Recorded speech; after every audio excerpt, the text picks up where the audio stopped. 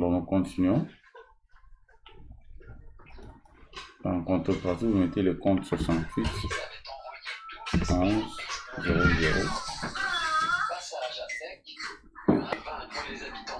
Alors comme je disais, 68 13 00. Ici également, vous mettez le compte 28 44 10. En contrepartie, c'est toujours 28 13 00. Ici, ça sera 28 45 10. Et en contrepartie, 68 13 00. Alors la date, c'est la date qui est donnée dans l'exercice. Quelle est cette date? C'est le 1er janvier 2023. Vous mettez là-bas 1er janvier 2023. J'espère que lorsque nous configurons, c'est la même date qu'on avait pris.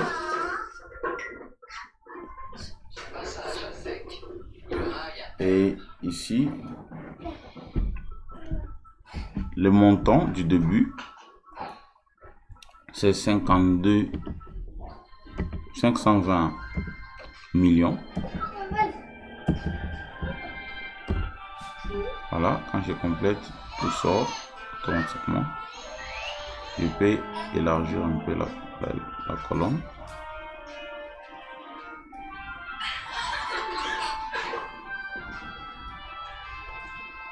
Ici également, la date qui est donnée, c'est le 31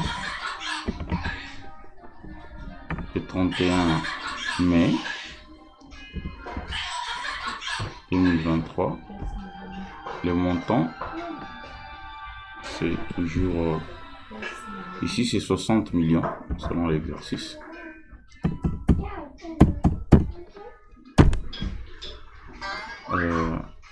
Avant la date, c'est le 1er janvier 2023. Montant 48 millions.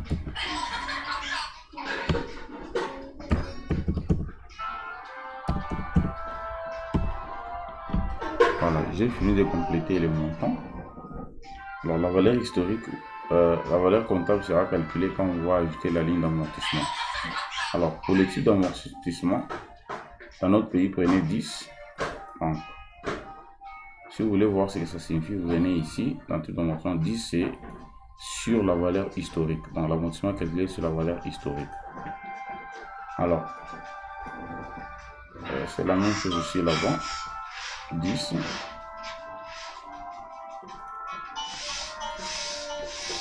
La même chose également ici. Matériel automobile. C'est toujours 10. Donc sur le coût historique. Alors, le type d'amortissement, ne vous en faites même pas. Plutôt, les pourcentages d'amortissement. La durée de vie est donnée dans l'exercice. Pour les bâtiments, c'est 50 ans. Donc, on prend 100 divisé par 50. Ça donne 20%. Plutôt 2%. Donc, 50 divisé par 100 divisé par 50. C'est 2%. Pour les bâtiments. Et pour les matériels informatiques, l'année est donnée, la durée de vie est de 4 ans. On prend 100 divisé par 4, ça donne 25%. Et enfin,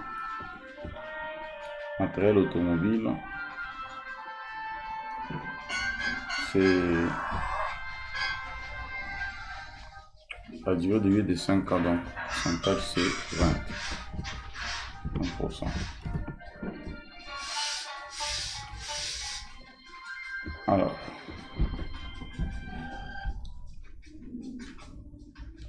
il y a une colonne qu'il faut ajouter qui manque. Vous allez dans organiser colonne. vous devez prendre la colonne premier mois, premièrement. Amortissement, montant, amortissement, premier mois. Alors, mois, amortissement, première année. Pourquoi?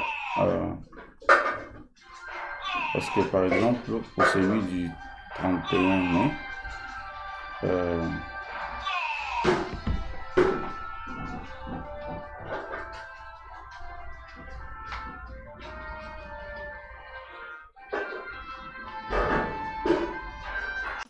alors comme je le disais, nous avons ajouté mois première année. Alors comme ici l'amortissement commence à partir du mois de mai, nous allons mettre 6 là-bas parce que c'est au prorata temporis. Et ici, au lieu de 20, nous allons mettre tout simplement 20, oui, parce que 100 divisé par la durée de vie qui est de 5 ans, nous allons 20 et multiplié par les coefficients, c'est 2. Et puis c'est la méthode linéaire. Alors ça va donner 40. Dans les deux ici, c'est la méthode linéaire selon l'exercice. Mais le troisième matériel automobile, c'est la méthode dégressive. Donc, nous allons multiplier par les coefficients, qui est de 2, ça donne 40. Très bien. Alors, nous allons maintenant... alors, là, on a fini dans le tableau article. Alors, vous voyez que dans l'écriture, il n'y a rien. Alors, nous allons donc calculer maintenant la ligne d'amortissement. Quand on va ajouter la ligne d'amortissement, automatiquement, les écritures vont se passer de soi et aussi la valeur comptable sera calculée. Comment on trouve la ligne d'amortissement? Vous allez tout simplement dans Action. Là, c'est pour nous qui avons la version 10 ou plus. Mais ceux qui ont la version 9, ici, au lieu des rapports et actions, il y aura compte à 1, compte à 2. Cliquez sur Créer ligne d'amortissement. Nous allons créer une ligne d'amortissement. N'oubliez pas que nous sommes dans l'année 2023. Il faut corriger ici. Ça sera au 31 décembre 2023 et non 2024. Parce que selon l'exercice, c'est 2023. Et là, vous allez cliquer sur OK. Automatiquement, comme vous pouvez le constater ici, la ligne d'amortissement a été calculée. Automatiquement. Alors, et quand vous allez dans écriture, les écritures ont été passées aussi automatiquement. C'est comme ça qu'on peut tenir le fichier de mobilisation sur Banana, ce qu'on appelle les registres des actifs. Voilà. Alors, il ne reste qu'à importer en comptabilité parce que là, si vous remarquez ici, on n'a pas la comptabilité en partie double. Il faut maintenant avoir un fichier de la comptabilité en partie double et importer ces écritures dans la comptabilité à partie double. Ok. Comment faire? Il faut juste commencer par ouvrir la liste des comptes. Je prends celle où il n'y a rien comme écriture. Je vais ouvrir, j'importe. Sur mon bureau, j'ai placé ça, le plan comptable. Alors, je vais ouvrir, je pars directement dans le compte. Je vérifie s'il n'y a aucun. Pour s'y rassurer, cliquez sur ouverture, appuyez sur Delete. Vous allez passer tous les montants qui seraient là peut-être. Alors, tout ce qu'on va faire, on va juste vérifier la configuration dans propriété fichier. Vous voyez, ici c'est 2010. Les montants, nous allons changer là-bas. 1er janvier 2023 au 31 décembre 2023. Alors, en important en comptabilité, si vous constatez qu'il y a des points rouges ici partout, ça signifie que les comptes que vous avez écrits dans votre registre des actifs, ces comptes-là n'existent pas. Alors, vous sélectionnez, vous effacez, vous écrivez les noms comme d'habitude.